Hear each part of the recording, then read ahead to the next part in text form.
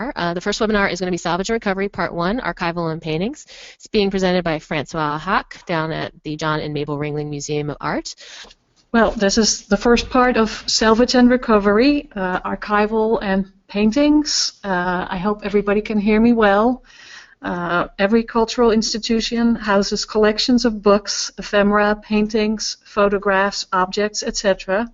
And many of these collections will experience a catastrophe, large or small, at some time. Small emergencies, a leaking pipe or roof, pest, or a flooded area are the most prevalent and usually easily contained. Whether the emergency is large or small, however, a quick response is essential to fully salvage artifacts of any kind. Activating a recovery plan within 48 hours of an emergency is critical to salvage. After an emergency, consult with a conservation or preservation specialist as soon as possible. A disaster, by definition, is an unforeseen event, so therefore it is very important to prepare in advance and consider different possibilities and options for salvage. Key is to know and catalog your collection, so in case of a disaster, you have as much information to work with as possible. A copy of this information, inventory, or database should be kept off-site, easily accessible when needed. Depending on the extent of the disaster, the best overall plan for damaged artifacts typically uses a combination of approaches. Next slide, please, Robin. After writing procedures to prepare for a disaster, like a hurricane or a fire, a key part of the overall plan should be to recovery procedures for staff, including damage assessments, inventorying of damaged materials, contracting services, and risk management, with responsibilities for each part of the process assigned to a specific task member.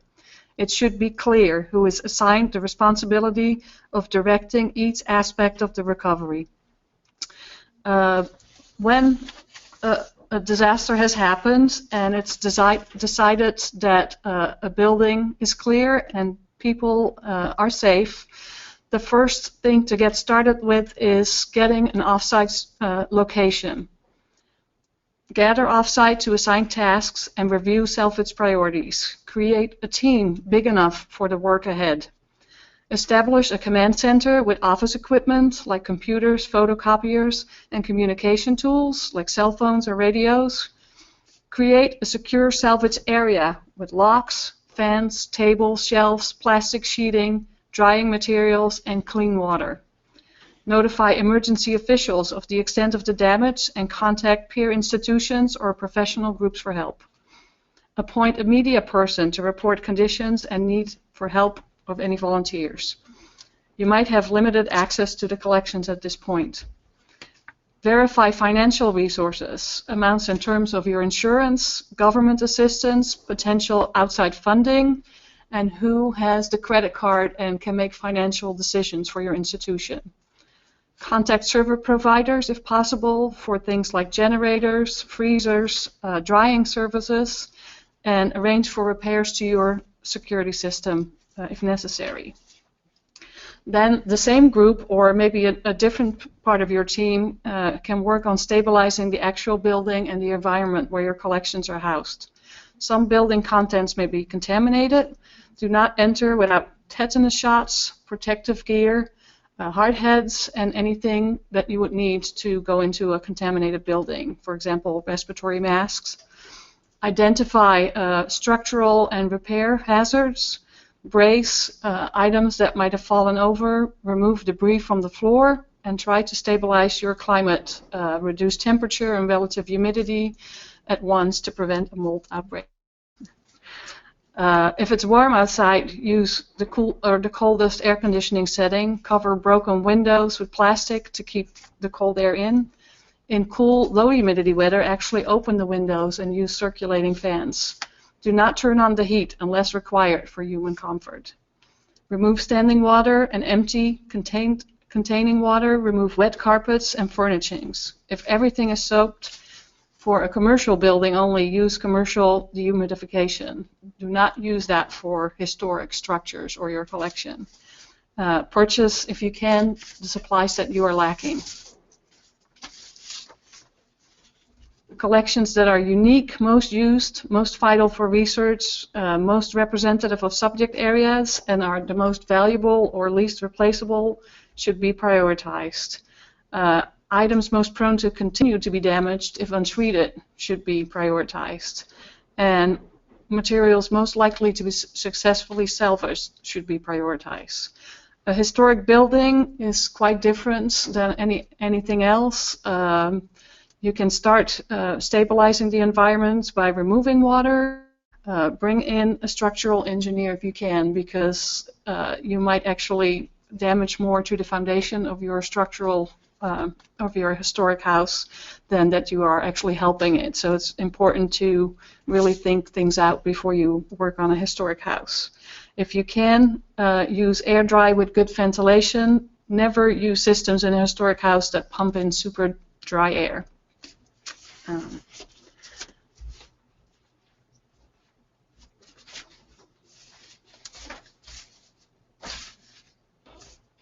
Documentation is key to everything you do. Document anything that is damaged before you take it off.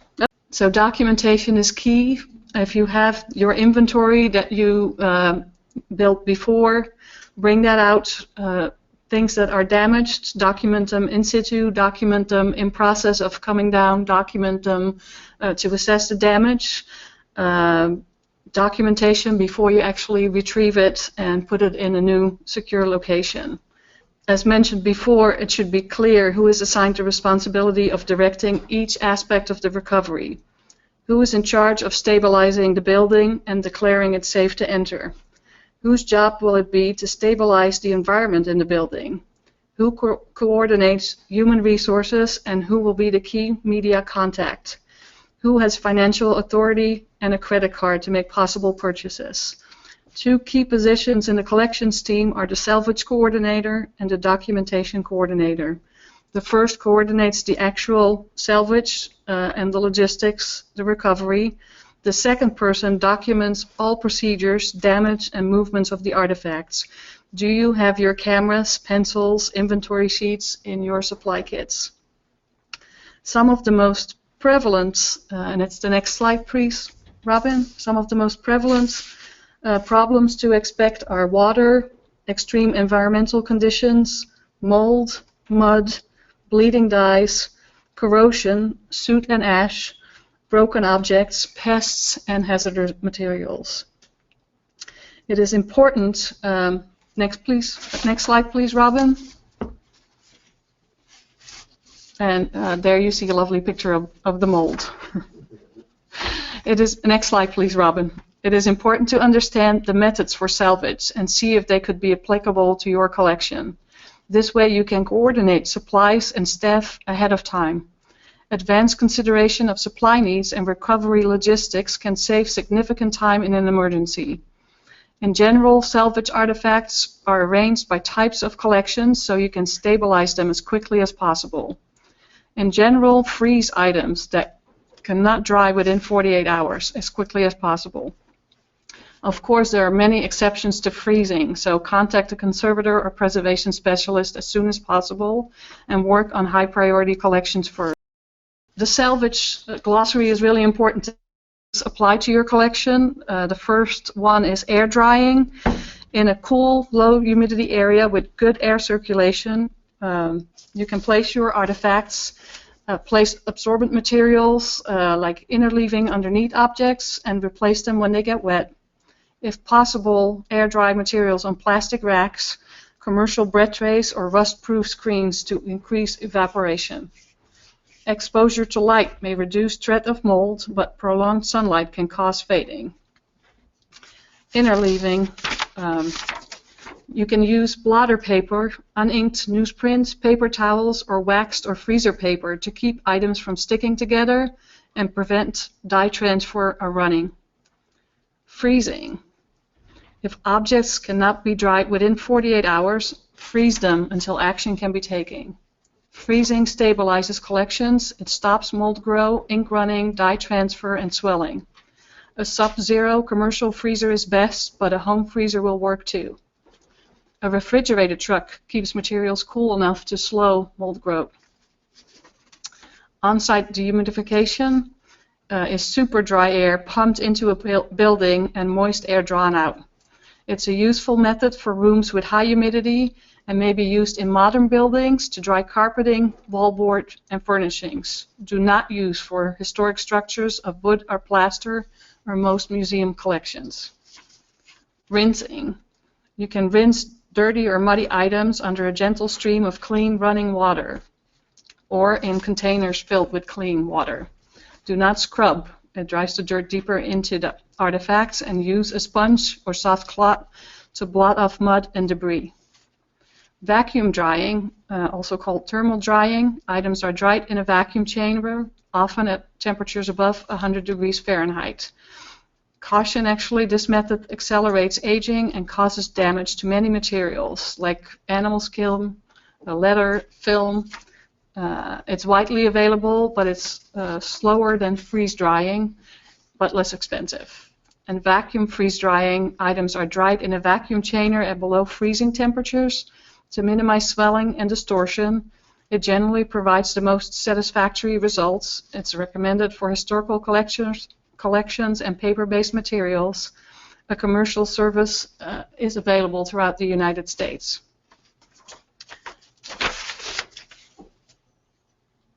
Now, for clarification, I'm not a salvage expert. All these great definitions can be found in the FEMA Heritage Preservation Emergency Response and Salvage pamphlet. The following slides show examples of different recovery procedures for different artifacts. Just keep in mind that they are general and that they are first steps. Every object is unique and might require slightly different actions or a combination of different approaches. After the initial recovery procedure, most artifacts will require more treatment, monitoring, and documentations for many months and maybe even years. When in doubt, contact a conservator. Next slide, please. When we're looking at framed artworks or painting, the best option is to carefully remove the frame in a safe and dry place. Do not separate paintings from their stretchers. Keep wet paintings horizontal and paint side up, elevated on blocks with nothing touching the surface. Avoid direct sunlight, even though sunlight sometimes can help you remove that mold. This is a clear example of how general the statement actually is, because if you think about your disaster, you might have one painting, you might have 600 paintings, so you might not be able to unframe in a safe place, or you might not have the space for it. If you're looking at a picture of a painting by Peter Paul Rubens, the Church Defenders, this painting is in a frame, but it is very, very big and probably not the safest thing to deinstall during an emergency. So this might be done months or even years after an emergency, and letting something dry up might be safer and leave it in situ than anything else. Next slide, please. Photographs. Art on paper or photos with glass fronts. You should remove from frames in a safe, dry place unless the artwork is stuck to the glass. If the image sticks to the glass, leave it in the frame and dry it glass side down. Otherwise, dry the artwork slowly with the image side up with nothing touching the surface. For photographs, remove them from a plastic or paper enclosure or a frame if they're in it, and save all the information about the photos. Carefully rinse with cool, clean water as necessary, but do not touch or blot surfaces. Air dry by hanging them on clips or on areas where they can lay flat on absorbent paper. Keep photographs from contact with adjacent surfaces or each other. If you have too many photographs or works on paper to work with immediately, air dry them or freeze if possible, interleaving each photo with freezer or wax paper. Do not freeze glass plate negatives. Next slide, please. For books and paper, if rinsing is necessary, hold the book closed. Partially wet or damp, stand it on top or bottom edge with covers open to about 90 degrees angle and let them air dry. If they're very wet, lay flat on a clean surface and interleave less than 20% of the book with an absorbent material. Replace the interleaving sheets when damp. If you have too many books to air dry in 48 hours, wrap them in freezer or wax paper and pack them spine down in study containers and freeze them. For works on paper, air dry flat as individual sheets or small piles up to 1/4 of an inch.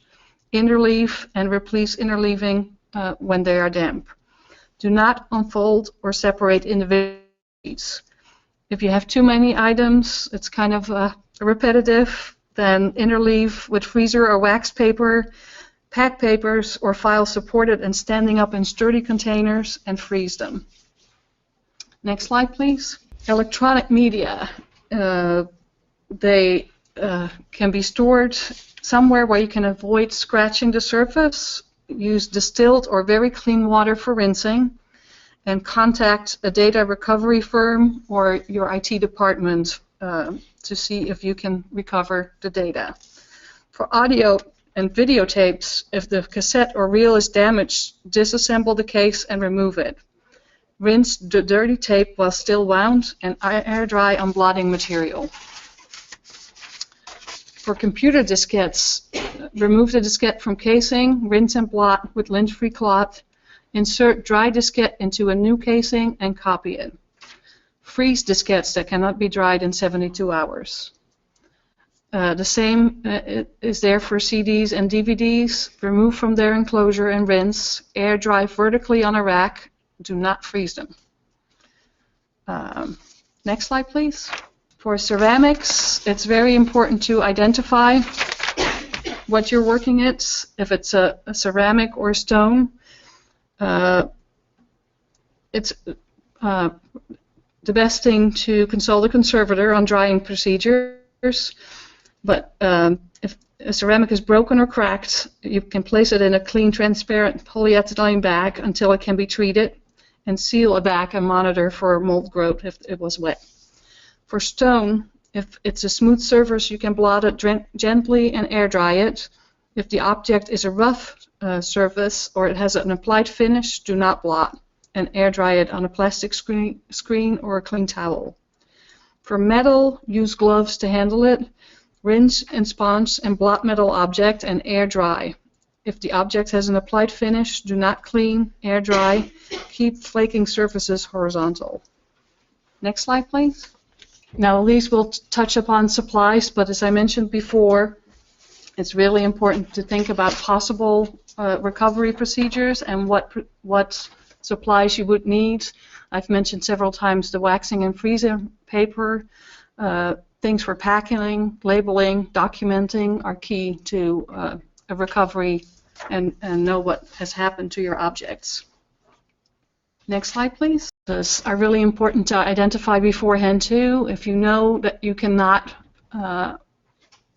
salvage your complete collection within 48 hours, it's key to have contacts for freezer trucks, freezer pods, generators, possibly extra art handlers, shipping companies, and have that list with phone numbers and check it each year to make sure that they still have the same phone number or website available when you start salvage and recovery. We actually realized, not by practicing, but we had a project where somebody wanted to bring in a lot of live plants and things from the grounds that our conservator preferred to be frozen, and we don't have a freezer on site, so we hired a pot that could be outside in our parking lot.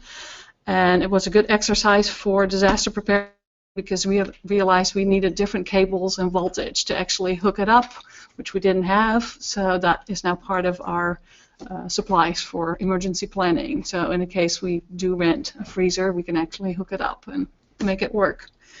Next slide, please. I've mentioned several times that it's key to get a conservator or a historic preservation specialist.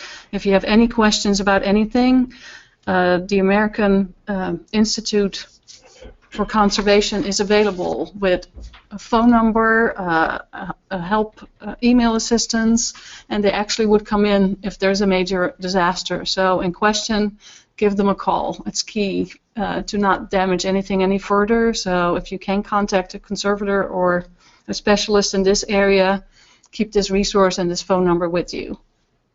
Next slide, please. Training is another thing that we don't think about a lot when it comes to recovery. It's hard to train. I think museum and collections people might have a hard time throwing things in a kiddie pool like they've done here at the Atlantique Museum, but it's in a way the best way to actually deal with objects and see what you have to do to get them to a safe spot and monitor them for a while. So I would love to do that one day here at the Ringling, so hopefully we can do that soon, and just throw different materials in, from photographs to books, and see what you need to and develop your plan to rescue them. We do fire extinguisher training at the Ringling. It's really important to keep that in mind too. Those are things not maybe directly related to salvage, but you might need it at one point. And the CPR training, forklift training, they might all be necessary when you talk about recovery and salvage. And for the Ringling Museum, the local fire department actually comes in this time with a virtual fire. Before that, it was actually kind of a barbecue fire that you took out with a water fire extinguisher. This time, it's a virtual fire extinguisher, which is a little strange, but it still kind of gives you the purpose of that exercise, that you have it and know what to do and realize how small fire extinguishers are, and they contain just a little bit of water, and then that's it. Next slide, please. There's a lot of information out there by really good organizations. The Heritage Preservation site has an app for your cell phone that actually walks you through salvage and recovery, which is really useful if you might have to practice it. You can print it out too and have it in your emergency manual. You don't have to reinvent the wheel to look at all these procedures, and that they're there for you. So those are available through the C2C Collections website. And the next slide, please. And I know it's usually the last thing in an emergency plan to work on recovery, but it's probably key to salvage your collection if you have an emergency. So it should be there and should be updated like the rest of your emergency plan.